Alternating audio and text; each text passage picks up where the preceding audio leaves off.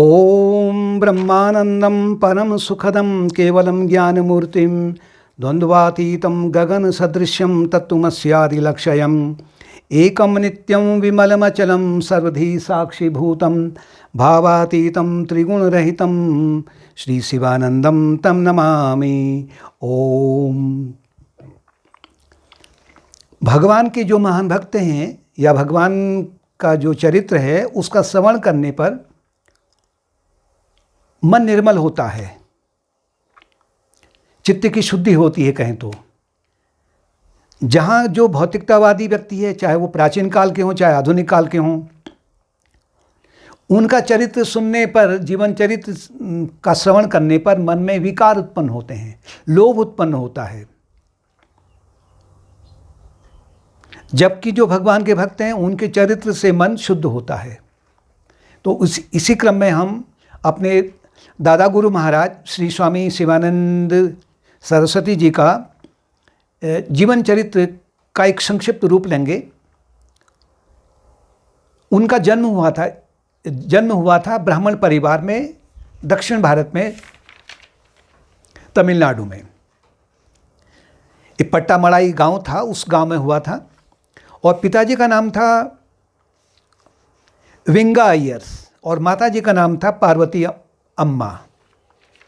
और ये तीसरी संतान थी अपने माता पिता की, और ब्राह्मण था परिवार।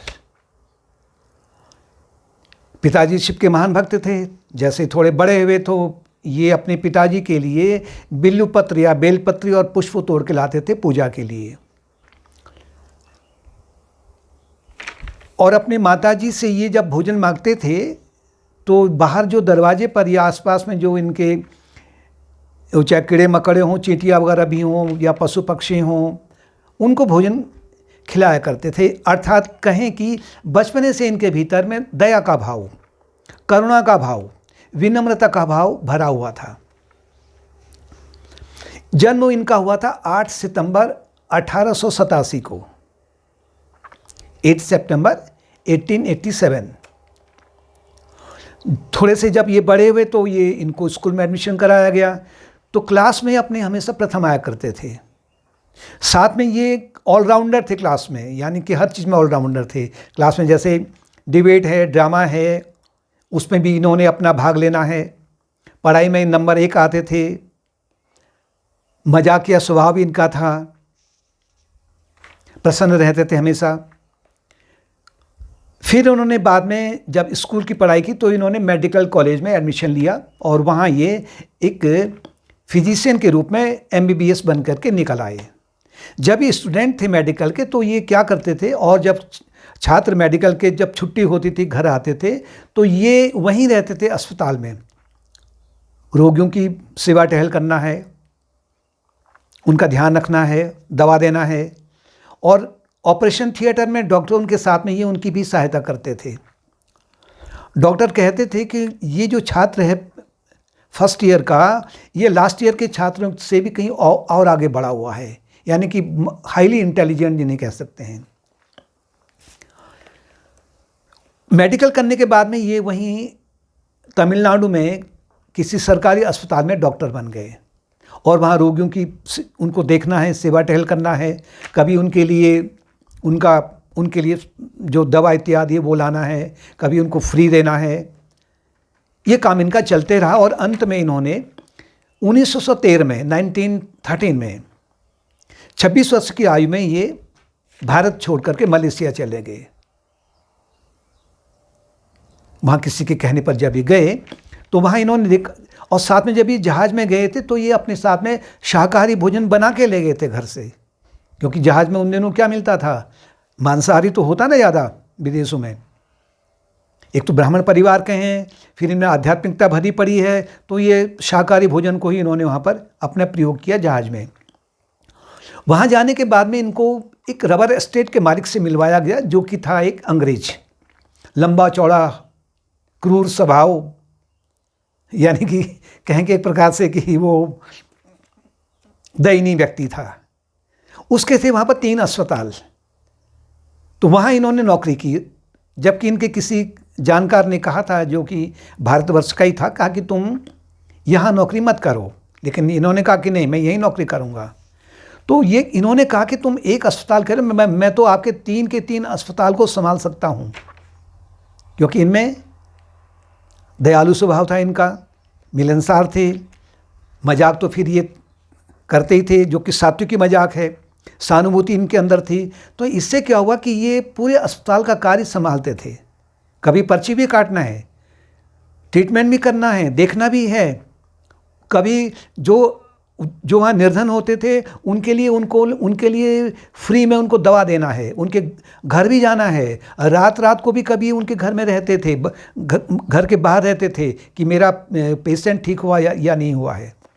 डॉक्टर की ना, एक डॉक्टर में गुण होना चाहिए, दयालु है, मिलनसार है, करुणा से भरा है, जिससे कि रोगी जल्दी से ठीक हो जाए।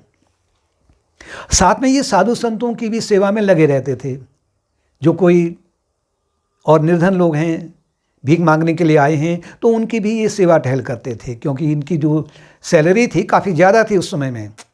इन्होंने डिमांड किया था, मुझे इतनी सैलरी दोगे, पैसा बहुत था इनके पास में तब।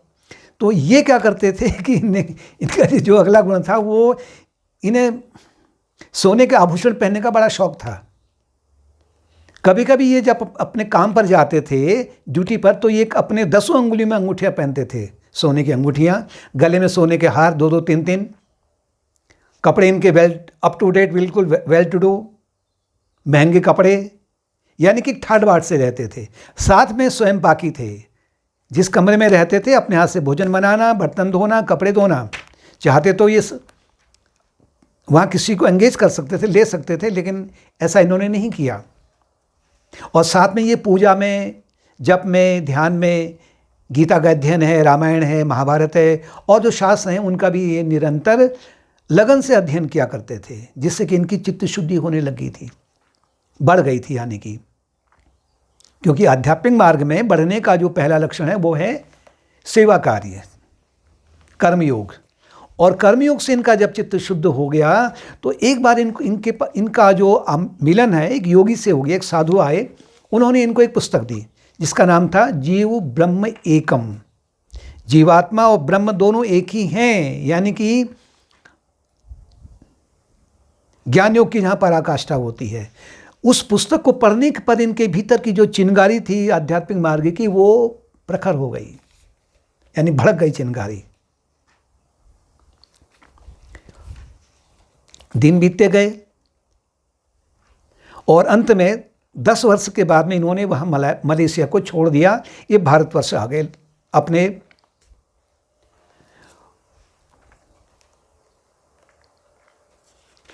1923 को। मद्रास में उतरे, अपने घर में इन्होंने अंदर तो नहीं गए, लेकिन सामान जो था अंदर दिया और लौट के आ गए। सीधे सीधे ये बनारस निकल गए।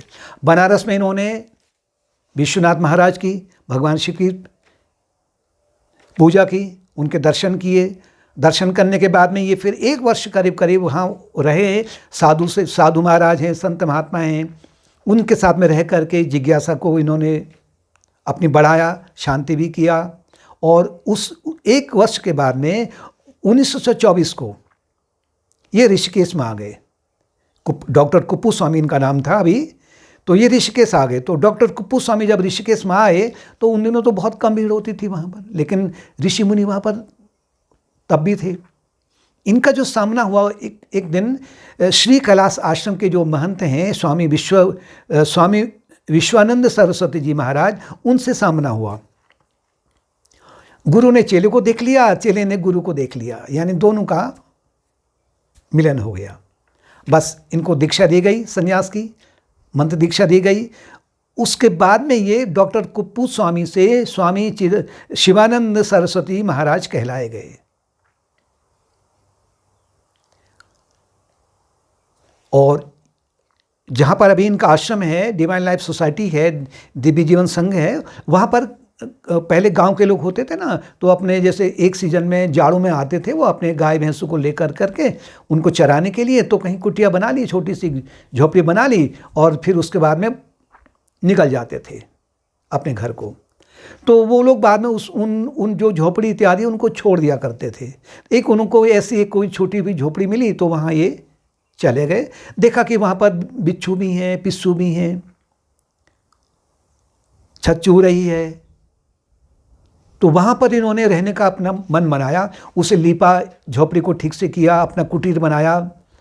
उसमें जो लीपने के बाद में उसको थोड़ा जो था सामान सजाया, उसमें भिक्षा मांगने के लिए जाते थे स्वयं, और जो और भी वहाँ साधु संत रहते थे उनके लिए भी भिक्षा लाते थे मांग कर करके, उनके लिए पकाते थे, बर्तन धोते थे, उनके कपड़े धोते थे, रोगियों की सेवा करते थे। नियम था इनका, जबकि डॉक्टर थे, एक महान बहुत बड़े डॉक्टर थे, और कभी कभी उनकी गंदगी की भी सफाई करते थे।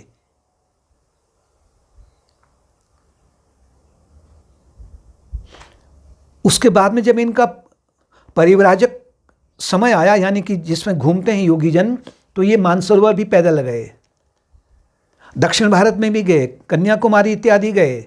और फिर जब ये लौट के जब अपने ऋषिकेश में जब ये लौट के आ गए, तो इन्होंने फिर वहाँ पर एक दिव्य जीवन संघ नामक एक आश्रम की स्थापना की, और बाद में फिर उन्होंने अस्पताल की भी स्थापना की।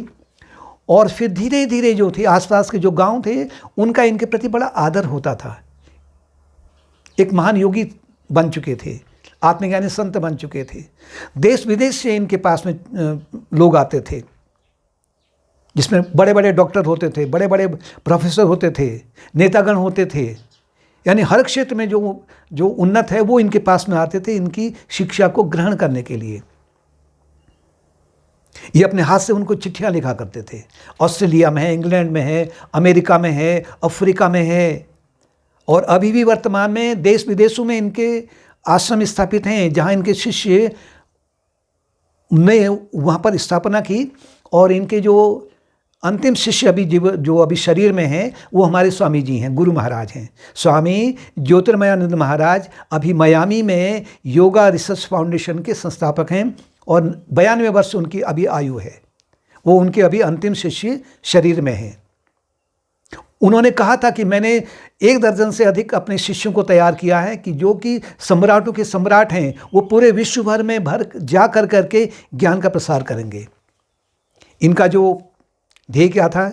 B good, do good, be kind, be compassionate, क्योंकि भला बनो, भलाई करो, दयालु बनो और करुणा का अवतार बन के रहो। उन्होंने अपना कोई अलग से पंथ नहीं निकाला, वो चाहते थे निकाल सकते थे,